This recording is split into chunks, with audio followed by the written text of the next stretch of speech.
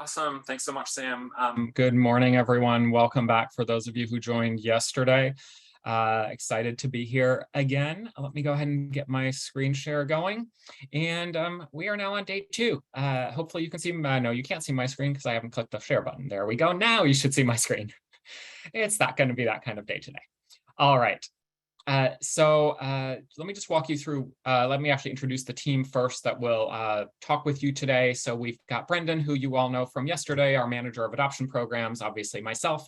You will hear from Joel Valentine, who is our product manager over email marketing specifically for Encompass. You heard Heather allude to Joel and email marketing a little bit yesterday. And then Jason Knoll will be in one of the breakout groups towards the end of the day. He is one of our other product managers for Encompass, and he'll be in the Stripe payment gateway related one, because I know just from our previous conversations with the CSU team, there were some questions around that. So hopefully those of you joining that breakout will be able to get all of your questions answered from Jason and also sharing ideas with each other. Just wanted to run through the agenda today. So you have a sense. So we will start with building engagement through communications, mostly talking about email, but talking about some other aspects as well. We will then have that update on the email editor. We'll then transition to a presentation by the San Marcos team on Day of Giving and how they incorporated social media and ads to really drive engagement and support. And then Brendon will close it off with giving tips, tricks, and examples from our side. And then we've got about the last 30 minutes or so reserved for breakout discussions on a couple of different topics that Sam will share as we get closer to that. Hopefully that sounds okay to you. As Sam said, please use the chat if you have any questions or raise your hands. Happy to make this more interactive. So feel free to jump in with examples, questions, and so forth. All right, with that, why don't we go ahead and get started and focus first again on that first section, which is building engagement through communications. First of all, just to sort of set the stage for this, looking at an alumni survey that we did last year in June, we asked a number of questions around communications. One of those was, do you hear from your alma mater in any way, shape, or form, or via email? You can see of the over 2,000 respondents, and this was a nationwide survey, about 1/4 did not receive any emails from their alma mater. That's probably not too surprising because I would guess your percentage of email addresses is at most 75%. Usually I tend to see between 50 and 60% for the schools that I work with. So if you have a really high percentage of valid email addresses, please share that in the chat or share how you have such a high percentage, and know that really anything above the mid 50 percentile is pretty good based on what I see at other institutions. Now, having said that, the other thing that we ask them is how often do they hear from their alma mater? This one's a little bit more of a head scratcher for me because 1 out of every 4 said they only receive emails quarterly or once a year. And my guess would be that most of you email alumni more than once a quarter or once a year. So there's a little bit of perception here. In some ways, that's possibly good because they're not, this group of individuals is not saying they're over communicated with, but that is one of the other questions that we asked, just around frequency of communication. And I think the key element here is that the preferred frequency is receiving email less than once a month, but more than once a week. Sorry, let me try that again. More than once a month, less than once a week. That makes a lot more sense, hopefully, to you.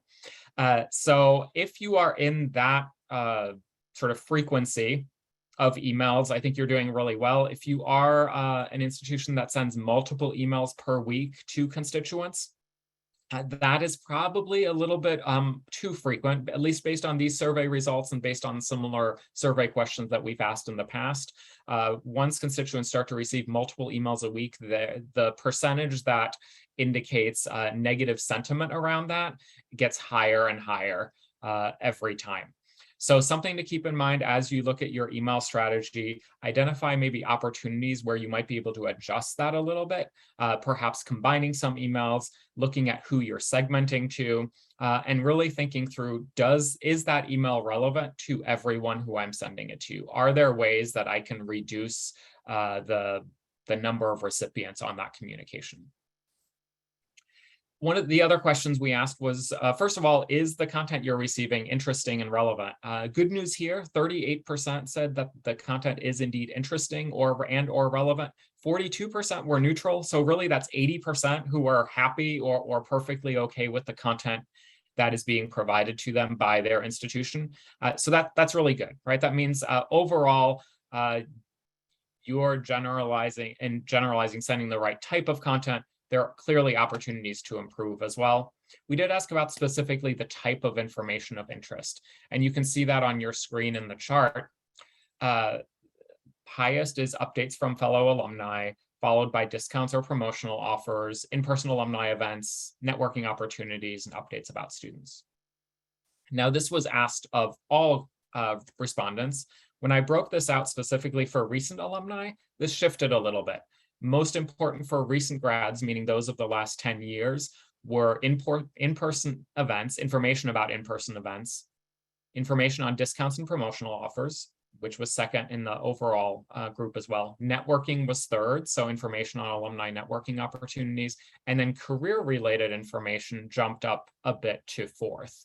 Probably not too surprising when you think of recent alumni, but again, something to keep in mind, and what that indicates to me is there's definitely an opportunity to segment communications, or at least some communications, based on year of graduation, so that recent alumni may be getting different content than the rest of your overall alumni population. Now, jumping into some examples. So Colorado School of Mines took these results and sort of did an analysis on their side of the types of emails that they're sending. And they picked out 4 here as examples. So if we start on the far left, what they had done this year that was a little bit different for their alumni award nominations is they actually sent emails for each of the reunion classes from a member of the class to ask for nominations. And they saw 4 times the number of nominations that they'd seen the prior year. So again, it's that personal ask, even though it's sent as an email from the institution, but on behalf of a graduate of one of the reunion classes, that's generating a lot more interest and response. So something to keep in mind there. They pointed out graduating seniors are a key audience, which I think we all know, but they also engage heavily with email. So Colorado School of Mines did sort of a congratulations on getting their degree and email. And we'll talk about a couple of similar emails later, but look at that click rate, a 16% click rate. And again, we tend to focus a little bit more on clicks now with the Apple iOS changes. You will hear me talk about opens from time to time as well. If anybody else is sending senior-specific emails right after graduation, definitely feel free to share that in the chat and any experience or successes you've seen there. The last 2 emails that Mines chose to pull in here are actually ones that went to the overall population. And I think this tells a story as well. So first of all, you see the Mines skis and snowboards. So they have custom skis and snowboards that are available for alumni to purchase. So that counts as one of those offers that had a relatively high click rate when you consider it went to all of their roughly 40,000 graduates. And then that last example is a campaign email.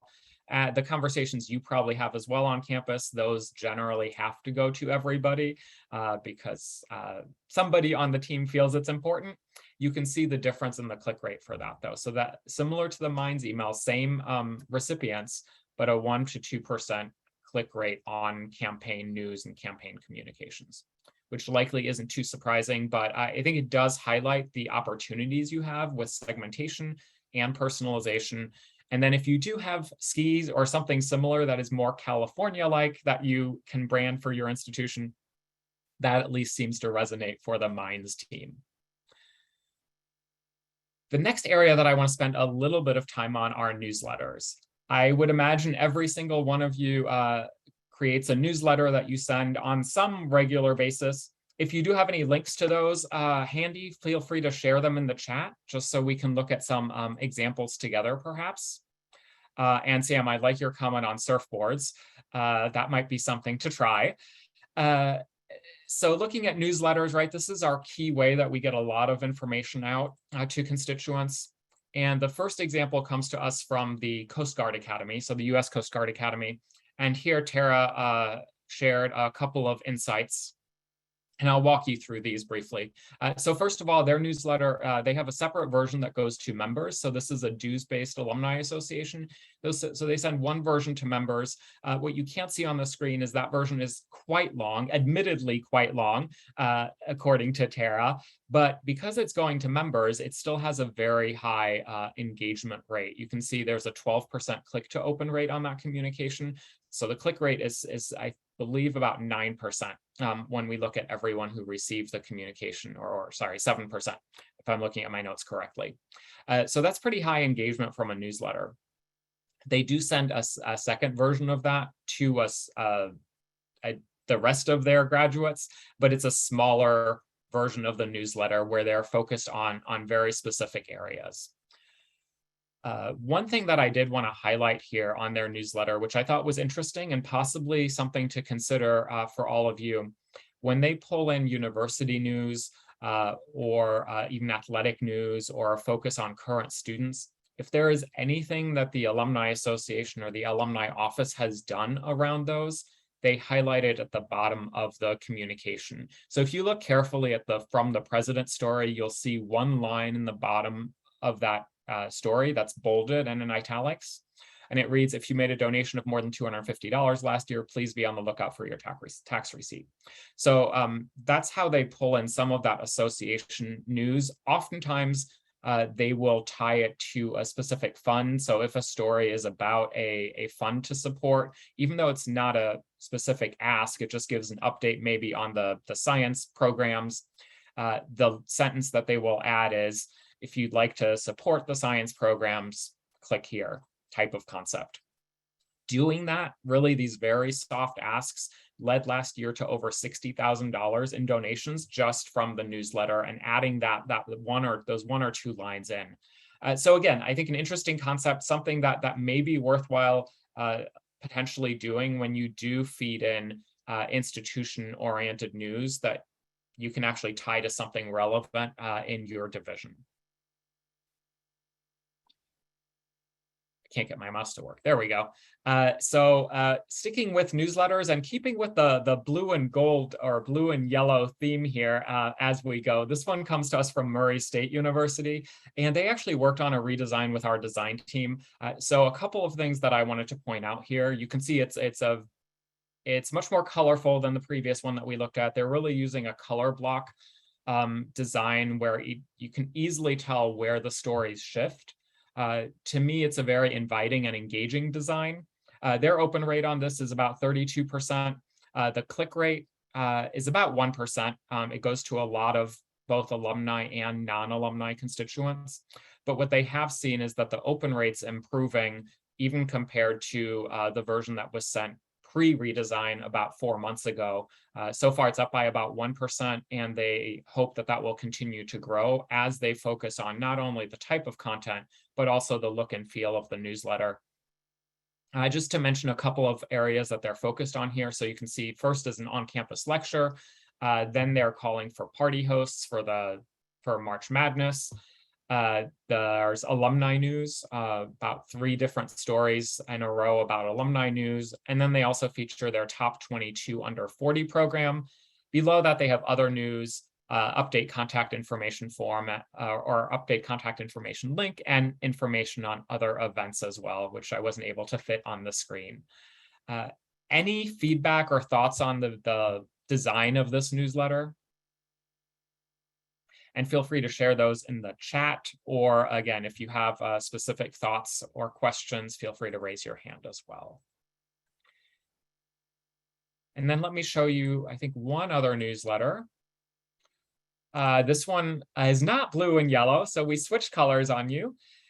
And this one comes from Washington State University.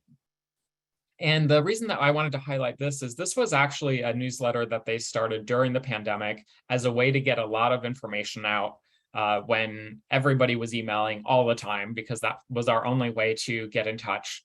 And so that's when they launched the Cougar Connection. And they've maintained that name throughout. And now it's actually one of their best communication pieces. So even though it was created during the pandemic, in addition to another newsletter that they were already sending, this has turned into one of the strongest engagement pieces based on the click rate. They send this either once or twice a month. The people who get it twice a month are in a geographic area where they have a regional chapter. So the example you see on your screen focuses on Greater Oregon. So that regional chapter, the first part of it is always focused on the area that the alum resides in. Again, if it's that regionally focused one, the version that everyone gets would still pull that content in, but it would also have content that is non-geographic oriented at the top for those who don't live in a regional chapter area. So they do a lot of segmentation on this. They create between 16 and 28 versions per email. And obviously they're using their data, using the data in the system to identify all of the groups of recipients. So they have all of those lists stored and queries stored in Encompass, and then they create the segments based off of that. What they have seen is the clicks continue to improve, even though they launched this about 2 years ago now. So I think that's another good element to keep in mind, that it's not an immediate improvement in clicks necessarily, or in opens. If you roll out a new communication or a newly designed communication, it takes people some time to engage with it the first time. And then if they like what they see, they'll continue to engage over time. And that's definitely what Washington State is seeing here. As I said, the top section always focuses on the geographic area. They also have a section that has special offers, programming that are a little bit lower. And the last thing I want to mention here is the subject line. For those that are in a specific geographic area, the subject line is going to be the city or the region and Cougar Connection.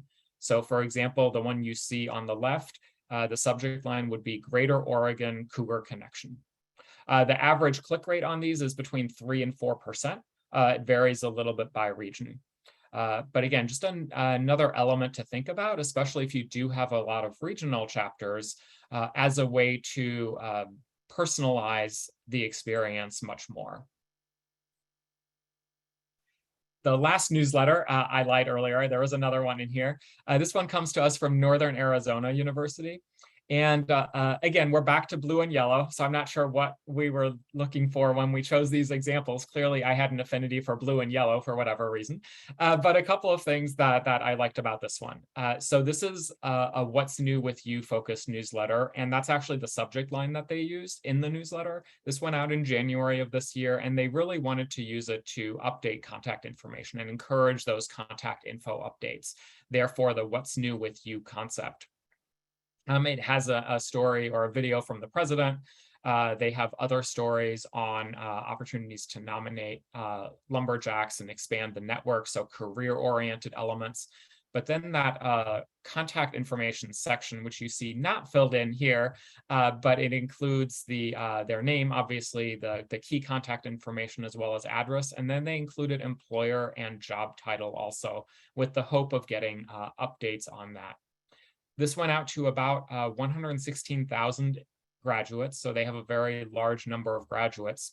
But from this communication, they received 707 updates on the email, and that was a highly successful campaign for them compared to what they would otherwise generally receive. So the What's New With You subject line seems to have made a difference, as well as that call out to encourage people to update their profile. And obviously, contact information is always a challenge. We know that. So one thing to consider as you look at newsletters to include. And I do see a lot of chatter in the chat. Looking quickly, I think mostly comments or likes. But if there's anything there that I missed or questions for me, please, Brendon or Sam, jump in. I now want to go to other email campaigns, and definitely keep commenting on what you see as examples of what you like, maybe even what you don't like. in the chat, because I think that'll help all of us continue to look at ways that we can adjust our communications. So the next example, I wanted to stick with updating contact information here for a minute. This one comes from Syracuse University, and they decided to give away free Syracuse clings if people updated their contact information. And it was actually driven by their annual giving team, interestingly enough. And the group that they wanted to focus on were individuals who engage, meaning they've attended an event, they've engaged in some other way. They looked at email engagement, so people who clicked on an email, people who volunteered, but who were never givers, never donors. And that was a population of about 74,000 graduates. They primarily communicate with them through this email, and there were a couple of other emails that were part of the campaign. They did do a print piece to a subset of individuals for whom they didn't have an email address, and they also advertised this on social media. But anybody who filled out the form received a cling in the mail. Clings are inexpensive and it's easy to mail. So the Syracuse team found this very successful. They did have pre-population and identity checkpoint active on the form, and the team was going in every day and clearing out identity checkpoint to make sure that they were getting the accurate information into the constituent records. So again, several pieces to that campaign, but the overall goal was to foster higher engagement among constituents who were starting to engage or had engaged in at least one way, with the long-term goal, obviously, of once we have higher engagement, they're more likely to give. You can see the form here on the right-hand side of the screen. So a relatively simple form.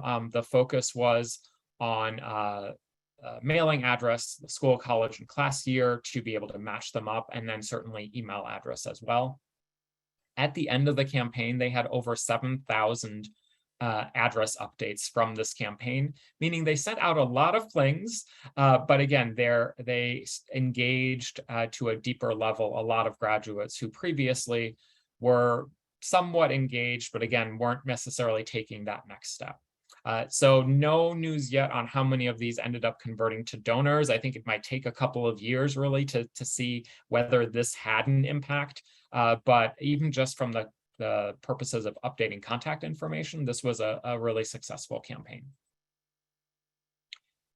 Switching back to the Coast Guard Academy for a minute, something that they do, which some of you may do as well, is they have an online version of their magazine. They do still do a print version of the magazine as well that gets mailed to members. Students also receive a print version of the magazine, but the team realized that not as many people were using the online version, and they wanted to drive a little bit more traffic to that online version. So they started sending out an email when the magazine dropped with a link to the stories or some of the stories. You can see that there. They pick a few stories from each issue to try to draw people's attention in and get them to read the content. And even if they don't click on the email, at least it would raise awareness of the stories that are in the magazine when they receive it at their home. Because it is going to members, you can see the open rate is high, the click to open rate is high. It's lower for the core, which are their students, but still relatively high. The other thing that the team does with this is they look at which stories are being read, because now they have actually data on which ones people are clicking on, unlike with a print magazine. And so they also use that to inform the types of stories that they do moving forward. Does anybody else send an email communication about either an online magazine exclusively, or if you do a print magazine, do you highlight some of the stories in email communications also? And again, feel free to jump in the chat, or if you want to share, go ahead and raise your hand. I will move on to, I see a chat, sorry. Jen, I see your hand raised actually. Let me go back, go for it. Hi, yeah, we have sent, mostly during the pandemic when the magazine circulation kind of shrunk, our lifetime members were on the distribution list for the print magazine. Since they were no longer receiving it, we would send a specific email to our lifetime members for the digital copy of the magazine. And we did see a lot of engagement with that although they didn't send it through Anthology because, as I mentioned yesterday, Stratcom kind of separated from us. They have their own email platform that they sent it from, and they couldn't figure out how to get us the stats. So in the future, we send so that was the first time, and then we sent the emails from then on, because why send an email if you can't get the metrics from it? Exactly. Do you also then go and look at the metrics in terms of which stories are the most quote unquote read or engaged with? We do. We pay attention in our e-news too, just so that when we when we kind of organize it for each month, we know what is going to draw attention and place that maybe not at the top, but like the second or third story down, so people can see what's at the top before they get to something that they're like, oh, I definitely want to read that. So we do sometimes place our more clicked on stories lower in the e-news so people get to them and read the content above it. I like that a lot. I do see more and more institutions doing that. And sometimes it's also the one that you tease in either the pre-header text or in the subject line that then is a little bit lower in the newsletter, to strongly encourage people to scroll and at least see the other headlines that are there. And the one thing we found, the one thing we found is people will find what they want to read. Agreed. No matter where it is. And I mean, I see a lot of companies doing more and more of that too, sometimes annoyingly so, where I see the headline or the subject line, and then I have to scroll and really think about which story was representative of the subject line. So if you do that, make it very clear that this is the story that ties to that subject line, even if it's 4 stories down. But sometimes it doesn't match, like the heading doesn't match the subject line, and then you're trying to figure out whether this is the one. So anyway, that's a not to do, but the concept I think is good. And Jen, it sounds like it's worked well for you, and I know it's working well for other institutions as well. Make them do a little bit of work while you have them. All right, switching briefly to anniversary reunion emails. Again, from Northern Arizona University, they actually send a personalized graduation anniversary email to their 1-year, 5-year, 10, 20, 30, 40, and 50-year reunions. You can see it here, but the subject line I thought, or we felt was interesting. So they are pulling in the first name here because it is a personalized segmented communication, and then they put in the number of year or years that have gone by, and have a couple of emojis there as well, and call out in the pre-header that it's a throwback to their days on campus. And that's exactly the goal of this. One is recognition of the fact that they are in a reunion year, but then also to try to pull in some of those memories, which is what we're all trying to do with what we communicate, right? Getting them to reconnect with their time on campus, and then also helping them see what campus is like today. Now, they do have a section in here that identifies some things that happened in this case, 2021, but in the year that they're sending to, there's also a Spotify playlist that they create for each reunion year that they link out to. And then they have ways to engage. For the most recent grads, it's focused on career resources because that's what that population is really interested in. In terms of the click rate, there's a 5% average click rate on this communication, which is higher than NAU's average click rate. And then the highest clicks are from the 30th class, the 20th class, and interestingly, the 5th class, the 5th reunion class. And they do send this as segmented campaigns, is how they set it up in the email platform. Going back for a minute to what we talked about yesterday about tone and voice, we talked about it for your website, but there are also opportunities to do that for your email communications. And you can see an example here from Oklahoma State University. These are membership renewal communications, reminder emails for individuals who haven't yet renewed their membership but were already members. The one on the very left is for the current students, and the middle one, or that main one, is for alumni. They do a lot of testing with their subject lines, especially for current students. They ask a student group for feedback, and they also use A/B testing. The subject line on this one, if you can't guess, was "Orange, you going to renew?" So they have a lot of fun, or a bit of fun, with the student-oriented subject lines. For the alumni subject line, it was renew for you, renew for OSU. So definitely a different approach, different tone, different voice in that communication, but still a subject line that resonates. And again, using A/B testing to test subject lines, and also remembering to just get feedback from your alumni board, alumni volunteers, as well as students, can be really helpful. And I want to spend just a little bit of time here with Fordham. They have a strong recent alumni program. So again, those last 10 years, and they do a lot of various things with them, including events, different communications, all of that. But one of the key things for that program is that they have 4 areas of focus, 4 things that they continue to come back to for recent grads: celebrate, serve, make your voice heard, and give back. So those are the things that they're trying to get recent alumni to do. And when you look at this email, they make sure that that's reflected in most of their email communications as well. So celebrate here refers, or is tied to the event that admittedly was a couple of years ago at this, or a year ago at this point. Serve is up here about students helping out and how they can support other Fordham students, or how alums can support Fordham students.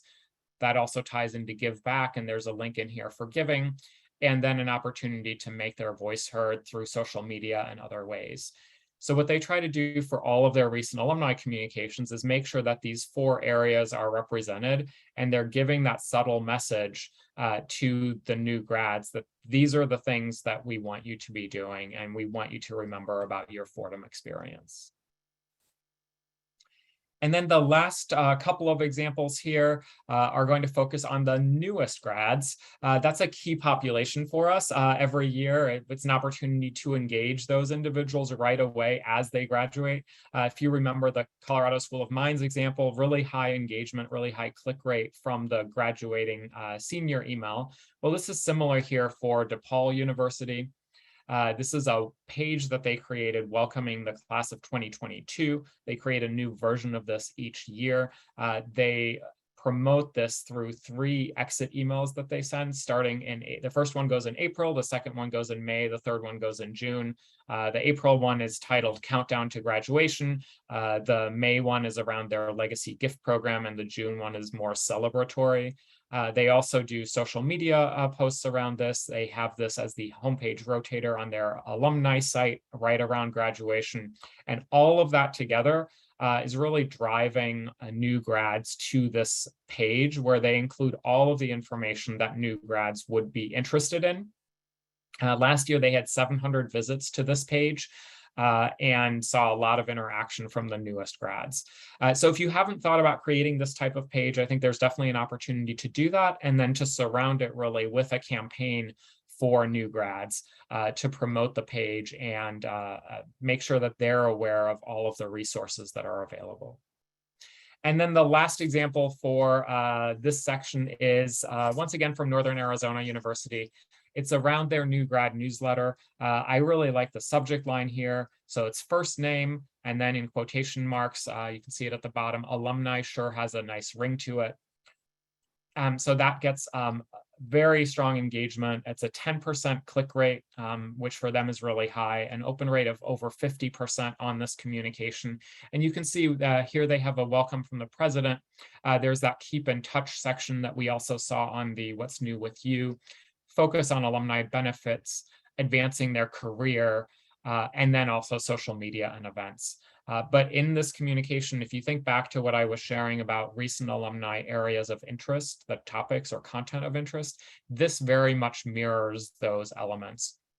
With networking opportunities, career resources, there's exclusive benefits or offers in here.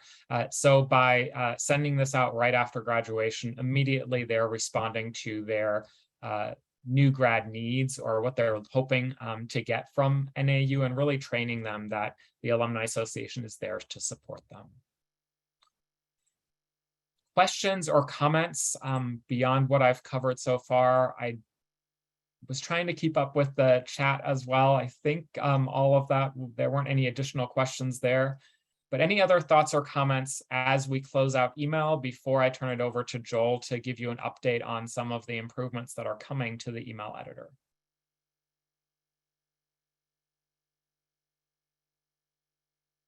All right. So Joel, I am going to turn it over to you. Perfect. I see you pop up. I was like, oh no, is Joel there?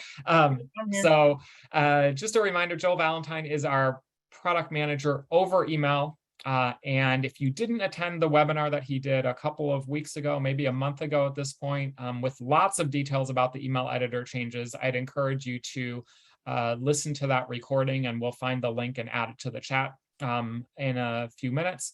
But in the meantime, we asked Joel just to give you a quick high-level 10 to 15-minute overview around what's changing for the editor, and then certainly feel free to pepper him with questions. So thanks, Joel, for being willing to do this and getting lots of questions asked, hopefully. Everybody likes to ask me questions since I'm from product, so I'm anticipating that. Let me see, share screen. All right, let me make sure I'm sharing the right one, which would be this one, and drag this over here. Share. Okay, I'm attempting to share my screen. It's been a while since I've done this in this platform. So can somebody confirm for me they can see my screen? Yep, you're all set. Okay, perfect. All right, so what the editor itself will be updating within both the template screen where I'm at and from the email home screen where you modify content. So it's the same editor in both places. The things I'm going to talk about in templates are in the edit content area as well. So I'm going to go in here and I'm going to edit the template. And bear with me that this is a testing environment, so it might be a little slow. So by default, when a user comes in, this actually has dummy data in it because this is a demo. All right, by default, when a user comes in, this is what they will see. So no longer are they restricted to the middle of the page like what we have with the current editor. The vendor that we're using has updated the layout. It now spans across the whole page. All of the functionality that exists in the current editor will exist in the new editor in some fashion. Some naming changes have occurred, things like that, but all of the functionality is there. So real quick, I'll talk through the individual sections. So these are the elements that you can insert into an email. There's a control area here for elements and blocks. I'll talk about what blocks are here in just a second. This is where the content of the email will be. This is where you'll work with inserting images, inserting text, and things like that. And then there's a styling section that will show up over here and will be tied to whatever content or structural element that you're working with. So real quick, I'll run through these because I have a very short amount of time. So text, you click and drag to bring over text. It looks very similar to what you see today when you insert one. When you click on there, you also get a styling bar that's directly above it that's associated to that. This bar here will allow for you to modify items that are highlighted. So if you want to make something bold-faced, change it into a bulleted list, a numeric list, change the size. All of those things are controlled with from here, and you can do that by selecting items. Let me click back inside. Over here, you notice that the styling bar changed. That is appropriate. That is applied to everything within the element you have selected. So if I were to change the font, for example, it changes it for all of the content that's within that specific element that I have highlighted and selected within. The same thing for size, controlling the headings. If you've applied a heading to the content, the links and the link colors, the background of the text. Let me get rid of this so that bar goes away. Let's see. I also want to collapse this. So you can apply padding, link, heading. All of the styling functionality is available within the bar here. Images, when those are brought over here, I'm going to bring over a box and bring over an image. So it gives you very similar functionality that you have today. When you double click or click any of the insert icons, it brings up the same image manager that you have today. No changes to the image manager. It'll function exactly as it does today for the images. So when you go to select something, it will look and function exactly as it does today. No changes in relation to it. So I insert, and it inserts the image into here. If I want to do, let's see, buttons and dividers work just like they do today. So if I click and drag over a button, inserts my button into here. I can change the content of it. I can change the link that's applied to it, and do all of the same styling that we have today. Multi-column, if I bring that down, this is a multiple column content area. So exactly what you have today for inserting multiple columns. If I want to insert an additional column, I can do that by dragging another element and drop it into here. So it'll allow me to go across and insert multiple columns. And I can do that with any of these items. I can insert, let's say I wanted to insert an image as an additional column, I can do that. If I want to insert an image as an additional row, so if I want to insert an additional area below it, I can do that, and that'll allow me to do that, insert the image. If I want to have this become multi-column, I can do the same thing, where if I mouse over the element, it'll give me the ability to insert an additional column. And then one last piece of content that I want to specifically highlight is how dynamic content that you have today, news feeds, events feeds, those elements, how those are accessed. Because in the current editor, you use the code element from the bar on the right to the left-hand side. That will become usage of the loop element that is newly added. So if I come over here and I insert a new box for container and then drop my loop in here, in the styling bar over here, it inserts in the select your expression button. When that's clicked on, it will bring up the same dynamic content functionality that you have today in the system. So when you drag over that content element, you go to configure it, same functionality. So these pop-ups are exactly the same as what you have access to in the current EDM editor. So if I do that, content, dynamic content, chronological, insert some items and click place content, give this a minute. And so now your element shows up into here, just like what it does today.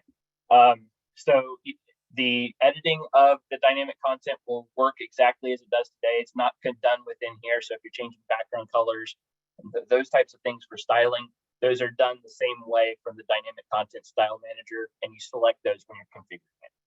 And then finally, favorite content or saved content. So if you're saving content blocks within the current editor, that functionality does exist.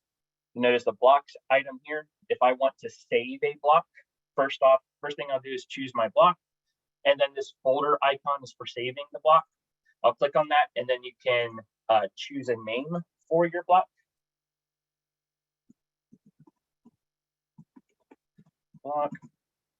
And then choose a folder. We are eventually looking at setting up a folder structure so you can save content into folders at the initial release. Everything will be in a single folder like it is today. There's not really an organization structure for it. I do want to bring in the ability for organizing this so that you can save things in specific locations. If you have multiple people working on things, that way they can find their individual saved content much more easily. So I choose save, and you'll see up here that it gave me an error saying it already exists with that name, so it doesn't allow for duplication. If I come in here to favorite blocks, here are the favorite blocks that have already been saved. So I can click, and if I want to insert those, click and drag, bring it over into a block, and it drops it directly into the email, and then I can go on modifying it from there if that's what I want to have happen. If I want to delete favorite blocks, I also have that ability from the block screen by clicking this trash can icon. It gives me the ability to delete it, and it gives me a warning saying, are you sure you want to do this? So we're not accidentally deleting things. That's very quick. Like Mirko mentioned, I would highly recommend going and watching the full demo. It was like a 40-minute session that I did for the Inspire Live. Mirko, that was what, a month ago at this point, or close to it. But that's very quick, very high level. Do you guys have questions for me, whether it's related to this or other functionality in relation to email marketing or analytics? And Joel, while people are thinking of questions, perhaps, can you do me a favor and share one of my favorite aspects of the new editor, Sure. which if you have a text box that's a little bit lower down on the screen. This one? Sure. And just, you can see that the options follow you down the screen. And apologies if you mentioned this already, Joel, but I think just to highlight for the group again, so it's no longer at the top of the screen. It avoids some of those frustrations that you may have had with the current version of the editor. So that is much easier. And then I think the other thing is the delete option as well. So if you are on that text box or on any box and you want to delete something, it's that icon in the top right. You just click that to remove it. Again, some of the feedback that we certainly heard throughout with the existing editor that caused a little bit of frustration, that this has definitely resolved. And those are some of the key things for me, but I know, Joel, there are probably 60, 70 tickets-ish. I'm totally making that number up that will be resolved because of this. So far, the development team, as we've been doing this, we've been going back through bugs that are in a bug backlog and trying to reproduce them with the new editor. We've been able to resolve, I want to say that the number's close to 55 at this point, if not a little bit higher, in terms of tickets that were in our backlog that we resolved just by the editor upgrade. There's still a handful of things that is in the backlog that are not resolved by this, but we are going to be working to resolve those in the coming months. Will there be the ability to have text wrapping around? So that is something that I'm going to be talking with our vendor about as a potential option for allowing for word wrap. That is not something that we directly have control over to allow for word wrap around images. It's something that I would like to see happen, but that is dependent on the vendor for the editor itself. I am providing that feedback to them as an enhancement to this new version of the editor to potentially allow for that, so that you can have text wrap around. The limitation that you have today in the current editor exists as it is now, where you would need to have a multi-column and have your text next to your image, and it would scroll down through the content like it does today, or just put it underneath of the image as well. Yep. Other questions? I'm at your mercy. So you know I'm going to jump in with another question, right? So can you talk a little bit about variable content? Yeah, so variable content was something that existed in the editor prior to the editor that's in the system today. So you could have content that you wrote in your email that was filtered. So based on aspects of your audience, they would see it or not see it. That is something that does not exist in the current editor. That is functionality that we believe to be available in this new version of the editor that we're going to be looking at introducing once we roll this out into production. My main goal from the outset was to ensure that we had like for like functionality, so we didn't lose things like variable content from the last email editor upgrade. So that is something that I'm long-term wanting to look at. That's actually going to be one of the first things that the team is going to start investigating once we get this rollout completed. Right now, I'm not certain of the release date for this coming into production. There's a couple of things behind the scenes that we're working to determine. One of the things that we're considering right now is if we have the ability to code in a way that we could turn it on for specific customers at when they want to have it enabled. So instead of doing what we've done in the past with all functionality, rolling it to everyone, giving the ability for support to enable it within an environment before the end of life date hits this coming fall. So everybody will have to be moved to this before this fall. I don't have a definitive date. What I've been told right now is fall. But one of the things that the team is looking at is being able to turn it on so that we can turn it on one customer at a time if we wanted to. Or I think one of the things I'm looking at is looking to potentially work with a handful of customers to allow them to initially access it and be able to work with it, provide feedback, provide some more in-depth testing with production types of emails. Obviously, we're doing a lot of testing with QA type stuff, but it's always good to get validation before rolling it out to the full environment. So that's one of the things that we're looking at. If that's not something that is feasible for this, we're going to be looking at considering other options for deployment for it, so that we're not deploying everywhere to all of our customers across all of our environments all at once.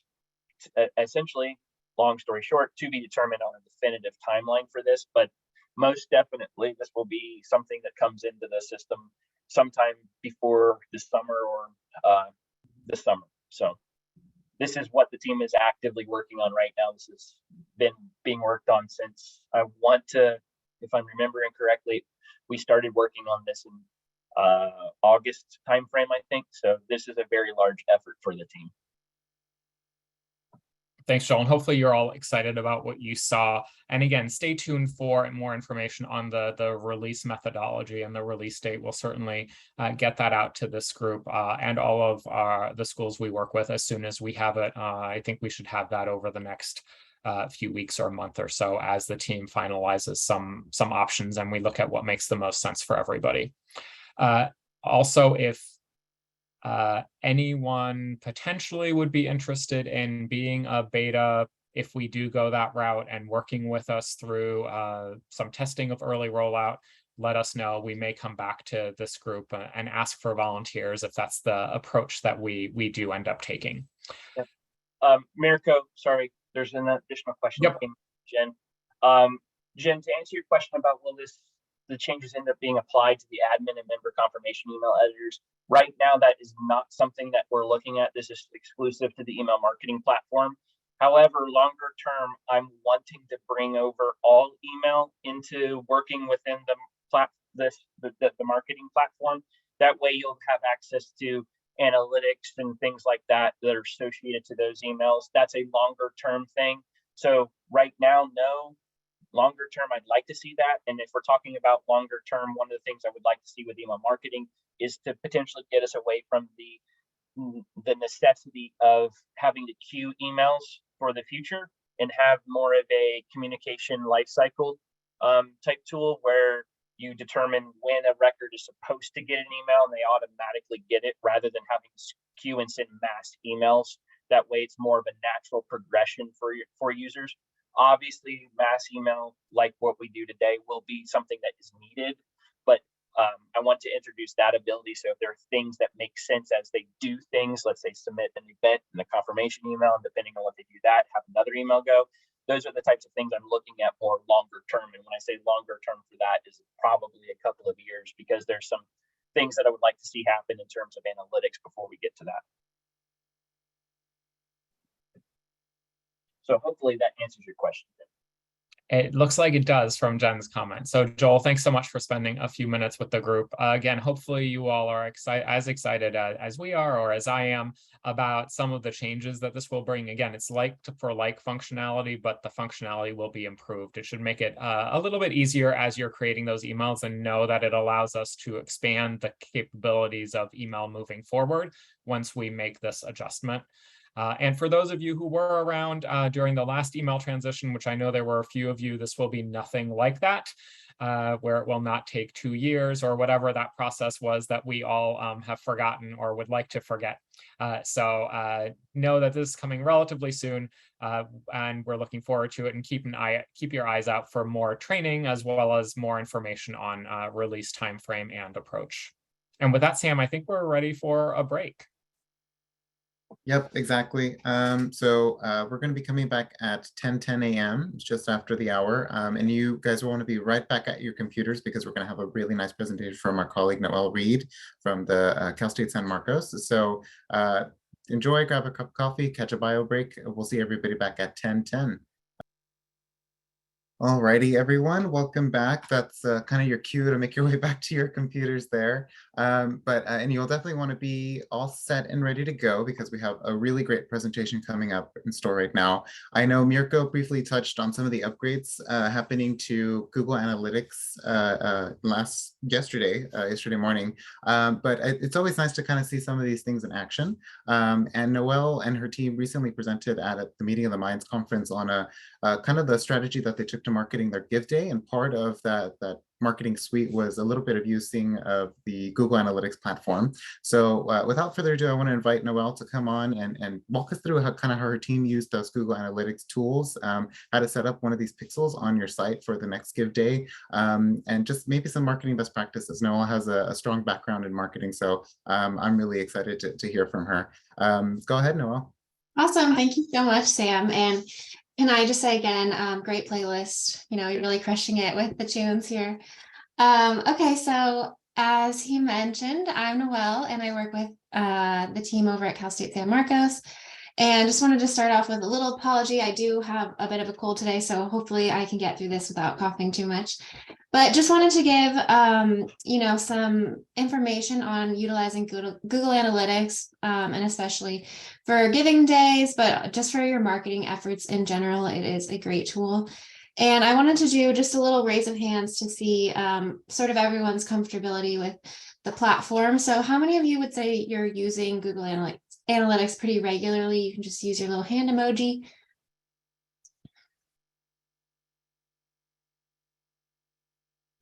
Not really seeing that many hands. So gonna assume that most of us are probably maybe aware of the platform, but not necessarily using it regularly, or maybe you've heard of it, but you've never used it yourself. So this is sort of a more basic presentation, just trying to get our toes wet here with how Google Analytics can really support you. So to start off, we're just going to go over what we're going to cover in today's presentation. So just some basics on the setup. Then we're going to go into Google Campaign Builder, which you can really utilize for tracking your marketing efforts. Then talking about reporting, some resources, and then a brief Q&A. So why should you use Google Analytics? It really helps you understand how people are utilizing your website, which is so important. We want to be not just creating content, but making sure that it's actually resonating with our audiences.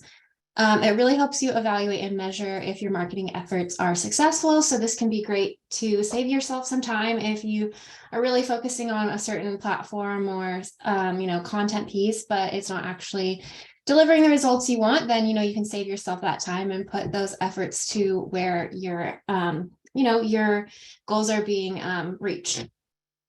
And then thirdly, you can use it to analyze engagement with your giving day efforts. So we really liked using it last year to make sure that our campaigns were successful, to see where people were sort of resonating with our marketing strategies. Google Analytics setup, lucky for us, because we have Anthology, it's pretty simple. So you can create a Google Analytics account. So just a general Google account for your business. Once you have that account, you can send the code to Anthology support, and they are the ones that put it on our websites. And a little PS here at the bottom, it does not collect historical data. So the sooner you set it up, the better. The real important feature here is just, measuring your success by comparing your month to month or year to year results, especially with something like a giving day. So the sooner you set it up, the better, because it does not start collecting data until you install it. Then we're going to go into talking about this great tool that Google has to offer called the Google Campaign Builder. And yesterday, Mirko briefly mentioned UTMs and how the new Google Analytics will still allow UTMs. The term UTMs is sort of hard to understand in what it actually means, but practically they're very easy to use. So Google has a campaign URL builder where you can create custom tracking links that then you can see reports on in Google Analytics. So over on the right here, we have an example.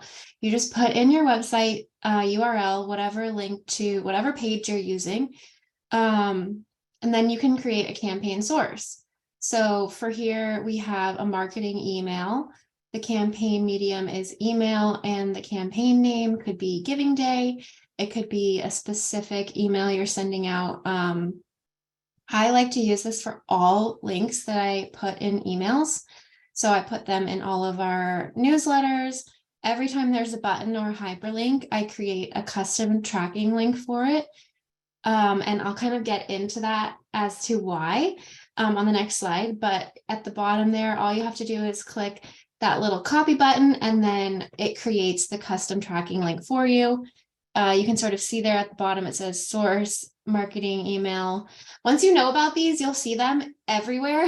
So every time a business sends you a marketing email, and if you click on that link, you can probably guarantee that they are using a UTM. A lot of e-commerce sites definitely use these. So the reason these are important is because Google Analytics does not automatically track certain sources. It doesn't track email or paid social media ads, for example, as their own sources. So that's why it's important to create these custom tracking links so that you can see how much website traffic you're getting from your marketing efforts. And it's very helpful to sort of compare what your top sources are. Are most of the people, you're advertising to signing up through social media for your events, or are they signing up from emails? And of course, we can see stats on the emails themselves in Anthology, but the great thing about utilizing Google Analytics is comparing those metrics to the rest of your marketing efforts and really seeing, where the majority of your traffic and engagement is coming from. So this is what it looks like in Google Analytics. So the report I like to pull the most often is the traffic, anything in traffic. So traffic acquisition. Here I'm pulling a report on the source / medium. So which session came from which source. So for Giving Day specifically, we utilized LinkedIn and Meta ads. So Meta is both Facebook and Instagram. And you can see here where I've highlighted in red that those are showing up as their own sources. So I'm able to see paid social brought in a majority of the traffic, and then it breaks it down into each platform. So that's sort of how I've set up the UTMs for our uses. And it really shows you for especially something like Giving Day, you can compare traffic year over year. If you have more than one Giving Day a year, you compare those 2 days or campaigns to each other and really see which sources and which of your efforts brought in the most traffic and, of course, engagement. And then here's sort of what it looks like for email. So I classify all of our emails with the same tag there so that at the end of the year, I can say to my team, here is how much traffic we brought into our website, specifically from all of our marketing emails. And then on the right there, you can see that each email has its own campaign name. So we have our class champion alumni membership emails. We have different event emails. So great to see them, the segmentation and the results of that, but then also what marketing emails in general have brought to our website. So we sort of used Giving Day, like I mentioned, and I used it to compare, our efforts this year, where we did utilize Facebook, Instagram, and LinkedIn ads compared to the previous year where we did not utilize those platforms. So this was our first year doing social media ads for Giving Day. And we saw a 50.73% increase in traffic compared to the same previous period in 2021. So that really showed us that our efforts with the social media ads were successful and they brought in a lot of engagement. And we were able to determine that our top sources of traffic were Instagram organic, Meta ads, LinkedIn ads, and Microsoft Dynamics, which is the email platform that our main communications team for the university uses. So you can see here that we were really able to drill down and determine our most successful marketing efforts. Great to see that the ads we created for Giving Day did have an impact. And I also wanted to touch on resources because I know all of this is a lot of information. utilizing Google Analytics, there is definitely a learning curve, and we are very lucky that Anthology has a lot of resources at our disposal. So if you go to support.imanageables.com, you can search Google Analytics, and they have a whole page outlining how you can be utilizing it on the platform and how they can help you set that up for your success. Then Google itself has a lot of resources for their different platforms, and they have a Google Analytics Academy, which I highly recommend. You can see this screenshot here on the right is from the Academy, and they have Google Analytics for beginners, for more advanced users. Really, it's a great platform to teach you on how you can be utilizing the tool for your specific needs. So definitely recommend checking out those resources. Maybe in your free time, starting the Google Analytics for Beginners course through Google. It's great, highly recommend it. And then I just also wanted to open up to questions. I know I sort of went through that pretty quickly, but wanted to open it up to see if anyone had any specific questions for me. Thank you, Noelle. And I dropped in the URLs to the support resources in the chat too. You probably just have to type in a HTTPS at the beginning of those to make those live. But yeah, definitely all ears to hear folks' question. I have one that might go a little bit into detail, so I'm going to hold it to see if the group has anything else.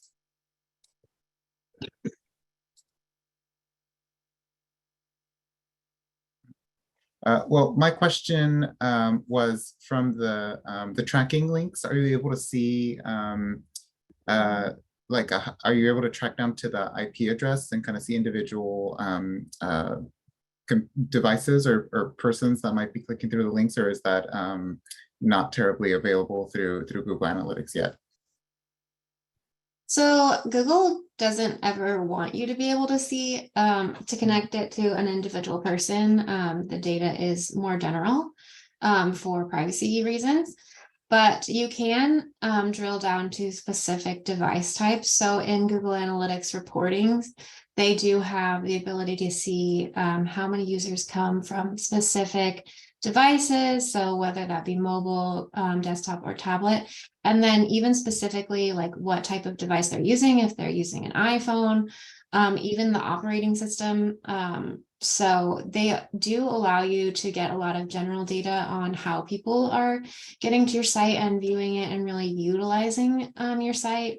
You can also see like what page they started at and what page they end on. There's a lot of data you can see in there, but it is not attached to specific users on purpose. Gotcha, thanks. And then in the time we've been chatting, it looks like we got 3 questions in the chat from Kate and from Jen. Kate's asking if the transition to GA4 is changing your methodology at all. It isn't really changing my methodology. It is a little bit of a learning curve because some of the reports I would pull for my custom links have changed locations. And they are a little bit harder to find, but it still has the same functionality. So it's more just trying to learn the new setup and sort of find where those tools are now in the platform. But I wouldn't say that's changed how I'm using the custom links or any of the actual functionality. Got it. Thank you. And then Jen is wondering if you've used the pixel to retarget ads to people. I guess that gets at kind of my question in terms of how specific we can figure out who the user is. But wondering if maybe just in reviewing the pixel data, you've kind of shifted your marketing strategy, and what were some of the things you were thinking about when and if you did that? So the pixel is actually, I'm assuming you mean Facebook or Meta's pixel. So that pixel would need to be installed separately from Google Analytics. This is simply for reporting and it's a reporting tool. It's not a retargeting tool. But if you utilize social media advertising, definitely encourage you to reach out to Anthology to make sure they can get the pixel from Meta if you're doing Facebook and Instagram advertising, or the tracking code from LinkedIn installed on those web pages. And we definitely utilized retargeting tactics there. And if you would like, we can chat more about that in depth. Nicole can connect us, but the pixel is a little bit different than this, but definitely want to make sure you guys are setting those up. If you are using social media ads, definitely install all of the tracking you can from those platforms themselves, and Anthology can help you with that. Awesome. Thank you for the clarification there, Noelle. Kate is also wondering what your budget is for social ads. And then I'll preface this response by sharing that in my limited experience a couple of years ago, it was a really modest budget. I think we spent like $50 in 2016 to sell out a 300-person event. And that was all on Facebook ads, and it's a really accessible, at least from my experience, way to market. But I'll turn to you, Noelle. Maybe you can speak to the budget for the Give Day. So for the Giving Day budget, we allocated towards Meta and LinkedIn ads around $4,000, and I separated that with about $2,500 of that budget going to the Facebook and Instagram efforts, and then the remainder going to LinkedIn. That is just sort of like a general budget, if you wanted to chat further on specific allocations, we can talk about that. Nicole can connect us, like I mentioned, but that was our budget. It was our first time utilizing social media ads for Giving Day. So there are some things we learned from that, some things we might do differently next year. But we did definitely see that it was successful for what we were doing. Mm-hmm. And to Lori Brockett's point in the chat, it's money that was cut out of kind of direct mail pieces and other things that just got funneled into social, and it worked really great for you guys. So that's great to hear. And if you guys have noticed, Noelle's an expert in the field, and she's welcome to chat offline. So you guys are welcome to reach out to her. And again, Nicole can be the connecting piece there. Thank you, Noelle. Any other questions from the group? Final call. Awesome. Well, thanks again, Noelle. Appreciate it. Thank you. And I'll turn it over to Brendon. There we go. It's a frantic find the unmute button. And which screen did it pop to? The fun game that we all get to, play and experience as we go through those different viewpoints there. So as we start to move into our next section here, we're going to start to look at giving and all things philanthropic support. So as we start to dive in here, I thought it would be really good to start from a benchmarking perspective and take a look back at last year's Giving Tuesday, so in 2022, allowing us to kind of reflect and use this as a benchmark for any of the other days of giving that you all might have, whether that be on Giving Tuesday or throughout the year. As you can see here from some of the statistics, there were over $8.5 million raised through Encompass. Now, that isn't the benchmark for you all to start to use against your own individual days. But the one statistic that I want to call out here and pull is going to be the average gift size. So the average gift size that we saw come through on Giving Tuesday was $247. So you can start to take that and compare it to some of the dollars and the size of those gifts that were coming through on your own campaigns that are there. What I find the most important thing to note is that of all of the donations that were coming through that day, 30% of those were through a digital wallet, just underscoring the importance of making sure that we have alternate payment gateways outside of those traditional credit card gifts. So we'll have a breakout room for some of those digital wallets here coming up. But I just did want to take a quick moment there. If you aren't already set up to use digital wallets, Stripe is that payment gateway to allow for these additional options such as Google Pay, Apple Pay, Microsoft Pay, etc. And that can be set up as a secondary payment gateway to your primary credit card payment gateway. You would work with your finance team, obviously, to start to set up and establish that new account with Stripe. But once you have that information, it's really simple to email our support team to have that added on and finish that configuration. So now if you do want to add PayPal, you can certainly add that as part of the Stripe configuration, or you can certainly use that as an additional standalone payment gateway, like I said, in addition to your credit card processing that is there. So a few minutes there to spend on those digital wallets, since it is a trend that we don't see going away anytime soon. But as we start to dive into some of these other examples coming from giving days, campaigns, more information, let's go ahead and transition and take a quick look at the University of Miami, Ohio.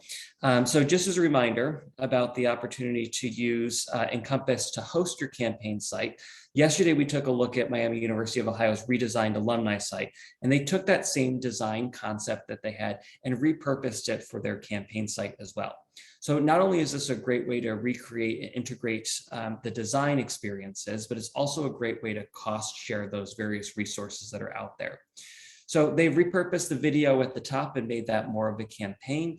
You can see here the navigation that they started to include. We'll take a look there in a minute in more depth, some of those campaign navigations, but all the other sections on the page itself were repurposed to be more campaign focused. So the feedback from their users has been really positive, and they were especially positive about the videos that were there as well. So I mentioned the navigation. So we can see here in the screenshot, there's a whole campaign navigation item. As we start to drop that out, we can see a lot of those different campaign priorities, more information in that menu to allow donors more flexibility in a way to start to navigate through there. So a great example there of being able to repurpose some of your existing designs and still leverage your website to, host those campaign priorities. So the next example here is the Colorado School of Mines, which launched their public phase of their campaign in the midst of the pandemic, which of course isn't, necessarily the most opportune time to do that, but interesting nonetheless. So however, being in the pandemic, they did get a really great response to their public launch, and we wanted to showcase their campaign site here as well. On the microsite, Colorado School of Mines set up a goal to educate their visitors, as well as to inspire them, and finally, obviously, get them to take that action of philanthropic support. As with some of the alumni sites that we saw earlier, this includes a video at the very top. We're leveraging images of the campus to draw on interest, rekindle memories, and highlight some of those different opportunities that exist, all kind of focus in on that theme that they have of past, present, and possibilities. So 75% of their traffic to this microsite is from email or social media, which means that the messaging that they're using has to be really short enough for people to want to, find out more and dive in and click over to their site. So it includes, as part of this site here, as we start to look at those three different images, there is it was one scroll fest, so just kind of look at it that way. But it starts to include information about the campaign all in one place. It includes the campaign progress indicator, leadership priorities, and more that sits there. So great opportunities for their site. Looking at the data from the site as a whole, the area that had the most traffic that people clicked into after landing on the homepage was going to be those stories section. Which Mines is using to highlight some of those donors who had made a gift of time, talent, treasure, as well. The most important, the next up in terms of the most important or those popular areas for this campaign happen to be the progress page. So we'll see here in the very center, this is a page dedicated to all things progress for the campaign, and some highlighted stats there to see just how well they're doing across the board. Now, if we're looking at Colorado School of Mines as kind of that all-encompassing, no pun intended there, in terms of the different elements that they have packed into their site, the next one to start to take a look at is going to be their giving form itself, and it's quite unique. So it uses a custom giving form design, which includes a script for a lightbox that appears on the page load. So Mines has a strategic priority of increasing the number of perpetual gifts that happen monthly as, like I said, their strategic priority that is there. So when the user goes through and clicks on that lightbox, what happens is that the payment frequency automatically defaults now to that perpetual payment frequency option. Now, this is all done through that personalized URL customization. While the lightbox will need our design team in order to implement, the customization on that URL in order to highlight the perpetual payment frequency option is standard functionality that you all have access to today. So that's a good hooray moment, if you will. So stepping a little bit further, we probably have all seen those birthday fundraisers that friends have hosted on Facebook. So thinking about those, Murray State decided to take that concept and piggyback off of it. By bringing that in-house, acknowledging that Facebook has fees associated with those various fundraisers, and there can tend to be a disconnect to the donor with any of those tax receipting options. So what the development staff at Murray State ended up doing was they added a happy birthday fundraiser kit for their donors and their alumni to go ahead and come in and promote fundraising opportunities, and selecting Murray State is their primary focus of fundraising for their birthday celebrations. Now, what they also started to include here is a form for their alumni to submit. So that way folks can kind of come in and select and highlight any of those specific designations. And the Murray State folks would then create those personalized URL with those designations in there for those fundraising efforts that alumni would promote across their social network. So a great way of starting to connect the dots and being able to start to, again, piggyback off of some of those fundraising efforts that we're typically seeing for other vendors and the like. Up next, Be Like Bruce. We're going to put that in quotes there. This appeal plays off of the idea of showcasing a relatable hero, an alum who is very involved, loves the college, has given back in many ways. So the focus here is on Bruce Smith, the class of '58, and the campaign is a way to promote the annual fund giving programs as well as promote participation. Be Like Bruce will be featured in their Thank a Donor Day, senior class gift appeals, as well as the update from the president and fiscal year end solicitations. So here are just a few ways that they started to add this campaign element into a lot of their different communications. So you'll see here over on the left-hand side, there's a landing page explaining all about Bruce himself. There's a video that goes along with it that's part interview and part B-roll, if I can use my words there, as well as a launch email with the additional email series to follow, all centered around, how can we as alumni be a little bit more like Bruce? There's social media coverage that's going to start this month and run through the end of June that will comprise of 30-second videos and quotes from Bruce. And there's also, like I said before, with Thank a Donor Day, there's going to be a special scheduled appearance by Bruce where additional footage will start to be captured. To top it all off, the campaign also starts to include custom giving pages and print pieces. So you'll see that print piece over there on the right-hand side with that QR code that's going out to about 38,000 alumni and friends. And the giving form is going to be branded over there on the left-hand side.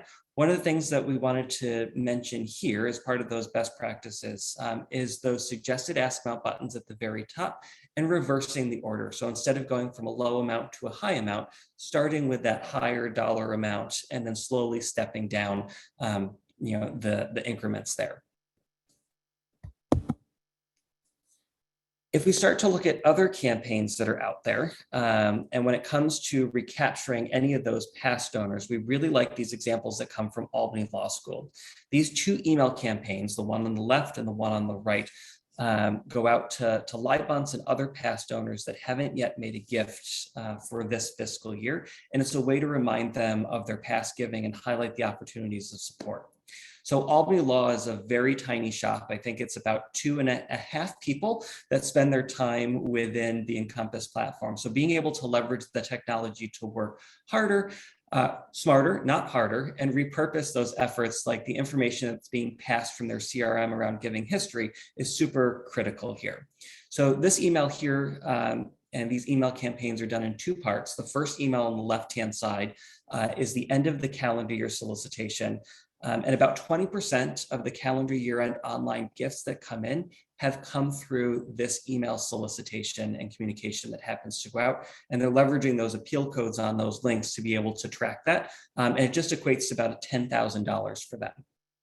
The second email on the right is personalized and focuses on the consecutive year donors and is released at the end of the fiscal year. Now, just from these two communications in 2022, 38% of all online gifts stemmed from one of these two email communications. So a really great way of taking a look at how do we start to be really personal with those donors and connect those dots with those solicitations that are out there. The Coast Guard Academy partnered with athletics, tying back to yesterday with being able to partner with other groups on campus. They partnered with their athletic group to really do a specific day of giving centered around their athletic alumni. So hopefully you all have student activity codes in your alumni database that you start to connect the dots with. But if you aren't, passing that information with your CRM, or if you're like the Coast Guard Academy that doesn't have this information. Now they went through all of their past yearbooks and hand coded all of their alumni base for anyone that had happened to participate in any of the athletic sports over the years. So they worked with 25 different segments for the 25 various sports that they had. And they also spent the time creating animated GIFs for each one of these campaigns that went out. Overall, for their athletic day of giving, they raised dollars from over they raised $150,000 for athletics. And looking at the data on the participation side of the house, the email metric side, those emails that were personalized to the individual sport outperformed from a click rate base the emails that were more general. So again, it's underscoring the power of being personal with our engagement and our outreach that is there. Up next, we have VMI, and this campaign is called Compete to Win. It's a combination of crowdfunding and day of giving, and it's only 3 days, but it's primarily focused on raising money for the various athletic teams. So sticking with that athletic theme that is here. Last year, Compete to Win raised over $280,000 for VMI athletics. And the 2023 campaign is just kicking off and ending. So it's right around this time frame here. So to build out the campaign, the VMI team uses their Day of Giving campaign template that our design team had created for them as a starting point, and started to drop in all of the various content for the Compete to Win campaign site. So being able to really start to repurpose some of those design elements that are there. I also wanted to point out that as you start to click into any of those individual campaigns that are out there, we can start to highlight here any of those individual coaches that created videos, really starting to tie in those various initiatives and what the coaches were hoping to get out of and what the dollars mean most to them, as well as the athletic players and members. Now, if we start to go one step further and look at the whole campaign here, VMI is using our Lightning Giving form to be able to see that background image, the side-by-side content, those highlighted suggested ask about buttons at the very top. So being able to start to create a stylized giving experience for what can traditionally be called a transaction for those giving folks that are coming through. Now, when it comes to any of those designations, that modal window, that blue bar that sits there on the middle area of that example on the left-hand side, would open up and have all those various athletic funds that constituents that come in and start to choose from. Now, in the middle, you can start to see the announcement email that went out about 1 week prior to the event that all alumni happened to receive. And then on the right-hand side is going to be a more consolidated effort, a more targeted approach that we're seeing, again, from any of those coaches, repurposing those videos that the coaches have put together and spent some time in. In addition to the athletic focus campaign, VMI has raised additional dollars through a 96-hour Day of Giving campaign that is hosted in April each year. The team there does quite a bit of follow-up research on the source of the gifts, identifying those opportunities to shift communication strategies moving forward. So that way we're starting to see a lot of folks coming in through social media, email communications, et cetera. This allows us more insights tying back to Noel and those Google Analytics to say, all right, where do we want to spend our dollars moving forward? Is this a great opportunity to put more effort in the social media front, or perhaps it's better opportunity to go ahead and take a look at those print solicitations and those dollars that we're spending there and reallocate a lot of those different resources that happen to be there. So quick highlight there in terms of some of those dollars that were raised from their campaign looking at last year. But I wanted to start to look into some of those metrics that exist there from those various sources. So we can see here from the statistics that they started to pull just how much of their campaign was coming through email marketing, as well as what was making up those other percentage of gifts that were coming through online, whether that be those social media elements, organic versus paid. So we're splitting those two out there, as well as any of those other texting services that they started to implement last year as well. So really good statistics to start to take a look at there. As they started to improve and include a lot of those different things, VMI found that video in those stories really resonated well with their constituents. So being able to bring that in to, when it comes to their email marketing messages, as we can start to see here for those, we can see those statistics as well as those dollar conversions and click rates that were coming from 2 sample email messages that include those visual elements and that video play button for folks.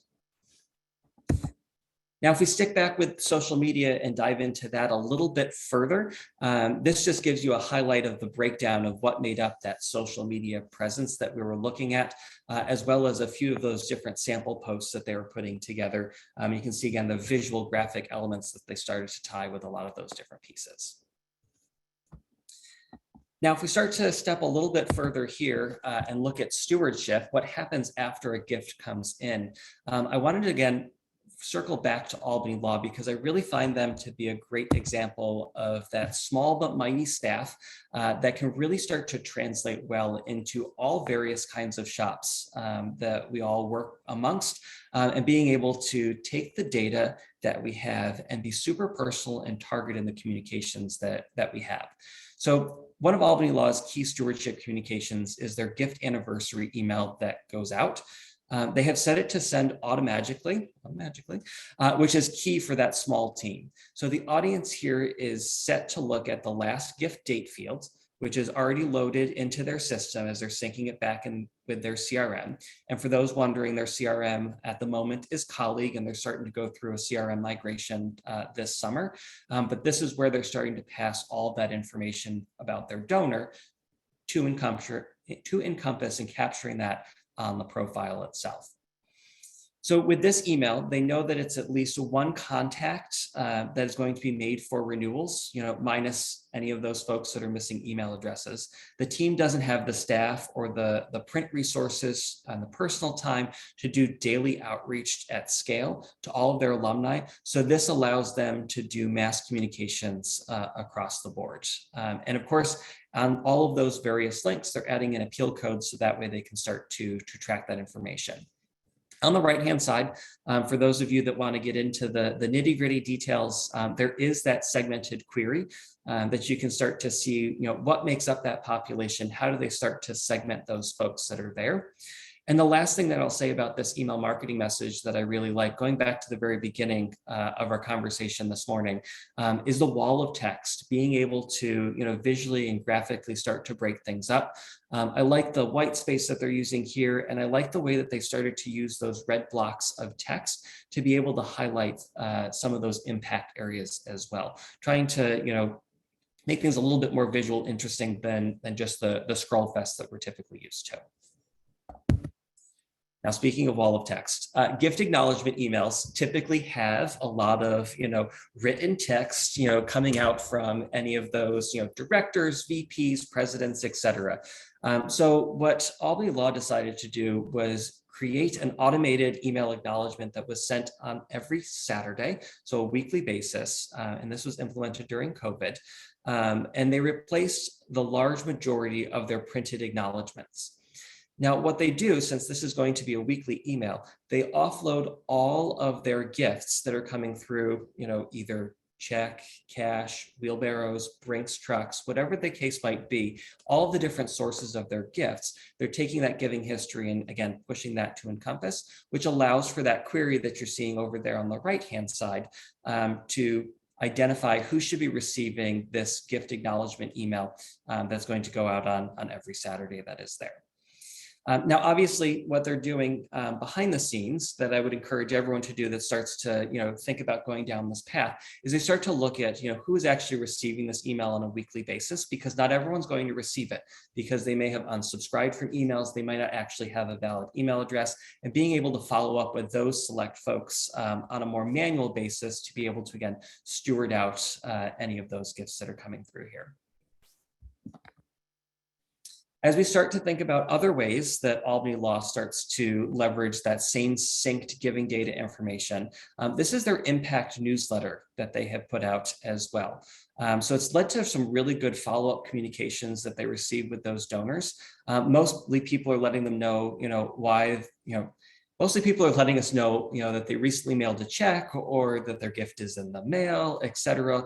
But it's also serving as a steady click rate for them to be able to see those highlighted stories where people are going, as well as an educational opportunity around, where those dollars are going across campus. So again, a really nice stylized piece that we're looking at, and being able to look at the treatment of images. Most often we're taking for granted the fact that we're just cropping out individual photos that we're looking at here in that center, and it's just a traditional block. But what they're doing here is they're starting to gradate out from the bottom and fade that image so it starts to blend into the rest of that email marketing message that exists there as well. So again, a nice way of being able to kind of pull all of those different details together, and they're leveraging those mail merge, those token fields inside the email marketing message itself to start to highlight individual personalized details for each donor that's there. Now, as we're looking at this, on the right-hand side, some of you may have noticed in that blue little box, there's a box and a link for My Philanthropy. So as part of all this information that Albany Law is passing to Encompass, they created a philanthropy dashboard. It's behind authentication that people would either log in with their username and password, or they'd click on one of those links and it would be soft authenticated in using that pre-population because we're treating this as a form page, but we're using this as a content page to put in all the different details and tokens of information for folks. Now, Albany Law did this all on their own with that small but mighty staff. So this is something that you can start to take inspiration from to say, all right, can we start to leverage our existing templates, our design pages, and integrate in some of that philanthropic support and highlight those personalized tokens and those details there. So it's a lot of information that we're starting to put together, and they're role-basing the content. So making sure that if someone has 5 gifts for the last 5 years, that they're seeing space for 5. If they only have 2, we're role-basing it. So the information that is shown here starts to flex based off of any of those different roles, as well as the syncing that's going to happen on a nightly basis will then impact the information that starts to display here. So it's a dynamic page that someone can come back to over and over again and see how things change based off of their philanthropy over the year. In addition to the highlighted designations at the very top, they also start to include any of those endowment fund reports, any of those details about individualized support areas. And you can start to see here some of those examples that get pulled in here. Now, as we're thinking about stewardship and putting this together, they obviously went down the path of pulling this together themselves and being a scrappy team. But moving forward, they have decided that they're going to use our donor impact report. So this canned design where they can customize the colors, the text, everything else that comes in here, the fonts, etc. They're going to leverage this design moving forward, and they're going to implement this over the summer. So that way they can start to, brand this out a little bit further inside their existing site that is there. Last but not least, when it comes to stewardship, the obvious one that we can start to take a look at, and our final thought here is going to be that automated confirmation email for those online gifts that are coming through. So customizing your gift confirmation email provides you an opportunity to continue that constituent experience with your institutional branding. So colors, images, messages, etc., making a seamless, personalized communication there. So I've included a link to our resource center, so that way you've got the free code to be able to copy and paste that HTML that's in there, similar to what we were talking about yesterday with the events. This is more geared towards from a language perspective. those giving confirmation emails. And we also decided to include over there on the right-hand side example from Tennessee, just for inspiration in terms of what language they're leveraging there and what are some of those other call to actions that you can start to include on any of those confirmation emails that exist there. So I think with that, I'll pause here for any questions that this may have sparked, or any thoughts or conversations around this. I've been trying to do my best of looking at the chat that was coming through here. I don't see anything at the moment. In the vein of questions sparked, one of the trends we're seeing is that a lot of these give days are running for a lot longer than 24 hours. Is it time for kind of the industry to kind of abandon the word day and just maybe call it something vague, or just embrace, something clever with the number of hours or the number of minutes? I've heard a couple CSUs kind of exploring this as well. Lobbing out the question here for the group to pick at, and then of course give days, and days are going to be one of the breakout sessions too. So just curious to see what the thoughts are from the group. I'll pause to see if anyone has some chatter to throw into the chat or raise their hand for that. And while people are either typing or getting the courage to come off mute here and raise their hand, I'll share that we certainly have started to see this over the course of the industry, that we are moving more towards those multiple days and giving a little bit more time and effort in making things not feel so entirely frantic and bombarding someone's inbox, etc. And those folks that may not necessarily be available that day, multiple days allows them to still be engaged for those opportunities. So Christine, I see you have raised your hand. Thoughts? So I am on the gift processing side, so I'm not the one who is creating this vision. But yes, I have definitely noticed since we've been doing it, the trend from 1 day to day and a half to 2 days to now 3 days. This year at Cal Poly SLO, they have aligned it for 3 days, but they've kind of made it overlapping with our open house. So to kind of create the buzz to go with that, and then also relaunching our crowdfunding student-focused campaigns to go with that. So I agree, like it doesn't seem like it's a day of giving, but kind of a whole kind of event to capture the energy that's going on to campus with open house and people coming. So I'm excited to see how it goes, but I would definitely agree with Sam's statement that it doesn't seem like it's a day anymore. Pretty soon, Christine, it's going to be a whole fiscal year, and we'll call it the annual fund instead. We'll rebrand it. And then we'll come up with some new urgent thing that will then start the process all over again. And yeah, so but I mean, really at the end of the day, like who's checking? We might have maybe like a cynical constituent here or there that's like, well, it's not really a day, but if we drop the word day, then we can still keep a lot of the same kind of urgency and excitement around the campaigns. I don't know. I mean, it's all kind of semantics, so it's all good. And on that note, again, the group that goes into the Give Day breakout can just pull this idea to pieces and all sorts of fun stuff there too.